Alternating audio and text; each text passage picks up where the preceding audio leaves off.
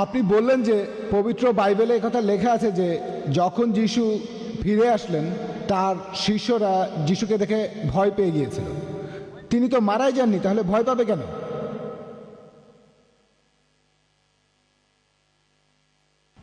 ভাই, আপনি প্রশ্ন করলেন যে যীশুখ্রিস্ট যখন উপরের ঘরে গেলেন, যেখানে তার শিষ্যরা জড়ো হয়েছিল, তিনি মারা যাননি, কিন্তু তারা ভয় পেল কেন? আমার লেকচার দেওয়ার সময় আমিও প্রশ্নটা করেছিলাম, কেন ভয় পেল, উত্তরটাও দিয়েছিলাম। কারণ তারা ভেবেছিল আত্মা, মনে করেছিল আত্মা। কিন্তু আপনি তো বললেন তিনি মারা গেছেন। আমি সেটাই বলছি, তারা আসলে জানতো না তিনি মারা গেছেন।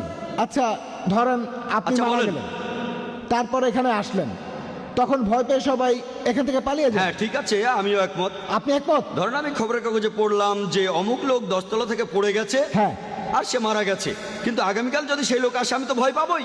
যদি সে বলে যখন আমি পড়ে গিয়েছিলাম সেখানে একটা ট্রাক ছিল, তার উপরে পড়ে গেছি, আমি মারা যাইনি, তাহলে অন্যজনের কাছে শুনলাম সে পড়ে গিয়ে মারা গেছে, তারপর যখন আসলো আমি তাকে চেক করে দেখলাম, তার হাত দেখলাম, সে জীবিত, তাহলে প্রথমে আমি ভয় পাবো, কিন্তু পরে যখন সব শুনবো আর ভয় পাবো না। এখানেও একইভাবে প্রথমে তিনি তো কিন্তু মারা তারপর গেছেন।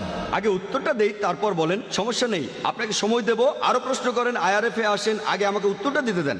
তারা ভেবেছিল, বাইবেল বলছে গসপেল অফ লুক 24 নম্বর অধ্যায়ের 37 অনুচ্ছেদে, তার শিষ্যরা ভয় পেয়ে গিয়েছিল আর ভেবেছিল তিনি আত্মা, মনে করেছিল।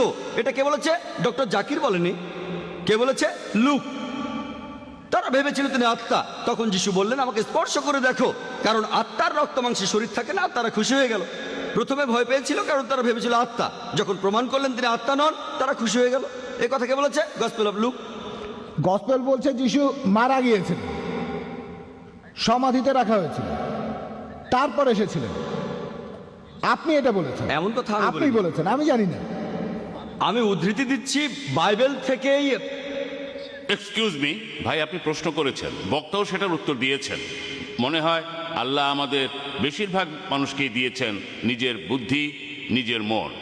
তারা নিজেরাই সব বিচার করবেন, আমরা এই ব্যাপারে মন্তব্য করব না। এখানে দর্শক শ্রোতা যারা আছেন তারাই এগুলো বিচার করবেন। এটাই আমাদের আজকের এই অনুষ্ঠানের মূল উদ্দেশ্য, যাতে করে আমরা একে অন্যকে ভালোভাবে বুঝতে পারি। এটা নিয়ে ঝগড়া করব না, আমরা এখানে একে অন্যকে ভালোভাবে বোঝার চেষ্টা করব। ওনারা এখানে এক্সপার্ট, তারা ভালো করে জানেন, তাই তাদের উত্তর দিতে দিন। যদি আপনি ভালো জানেন তাহলে একটা হল ভাড়া করেন, তারপর আমাদের আমন্ত্রণ জানান, আমরা সবাই ঘুরতে যাব, সবাই যাব আপনার কথা শুনতে। হ্যাঁ ভাই, বলেন। এই সব কথাগুলোই লোক মুখে শোনা। শিষ্যরা তাকে আত্মা মনে করেছিল, কারণ তারা শুনেছিল তিনি মারা গেছেন, শুনেছিল লোকজনের মুখে, তারা নিজের চোখে দেখেনি। একথা কে বলেছে? গসপেল অফ মার্ক 14 অধ্যায়ের 50 অনুচ্ছেদ। তাদের সবাই পালিয়ে গিয়েছিল। যীশু খ্রিস্টের জীবনের সবচেয়ে সংকটময় মুহূর্তে শিষ্যরা সবাই তাকে ত্যাগ করে চলে গিয়েছিল।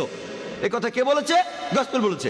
তারা লোকজনের মুখে শুনেছিল, তিনি তার হাত দেখিয়ে প্রমাণ করেছিলেন তিনি কোনো আত্মা নন। আর প্যাস্টর বললেন, আগের প্রশ্নের উত্তরে তিনি মানুষের পাপ মুক্তির কথা বললেন, সেখানে প্যাস্টর বললেন আমাদের মানা উচিত যে যীশু খ্রিস্ট আমাদের পাপের জন্য মারা গেছেন, এরপরে আমাদের পাপ করা উচিত না। আমি এটা বুঝলাম না, কেউ আমার পাপের প্রায়শ্চিত্ত করে থাকলে নতুন করে পাপ করতে অসুবিধা কোথায়? যদি কেউ আমাকে বলে অমুক রেস্টুরেন্টে যান, দিল্লি দরবার, আমি বিল দিয়ে দিয়েছি, আপনি যত খুশি খেয়ে আসেন, তারপর বললাম মুরগি খাবেন না। আমি বললাম কেন? আপনি তো বিল দিয়ে দিয়েছেন, আমি মুরগি খাবো না কেন? খাসির মাংস খাবেন না, আমি বললাম কেন? আপনি তাহলে মিথ্যে বলেছেন। আপনি আমাকে বললেন আমি বিল দিয়ে দিয়েছি, আপনি যত খুশি খান, যত খুশি আপনি খেয়ে যান সারা জীবন ধরে, তারপর কেন বলছেন মুরগি খাওয়া যাবে না, খাসি খাওয়া যাবে না? তাহলে তো মিথ্যে বলেছেন।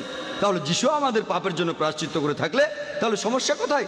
যদি ধর্ষণ করেন আর চুরি করলেই বা সমস্যা কোথায়? তাহলে এই যুক্তিটা আসলে কোনো যুক্তিবাদী মানুষ মানতে পারবে না। আশা করি উত্তরটা পেয়েছেন।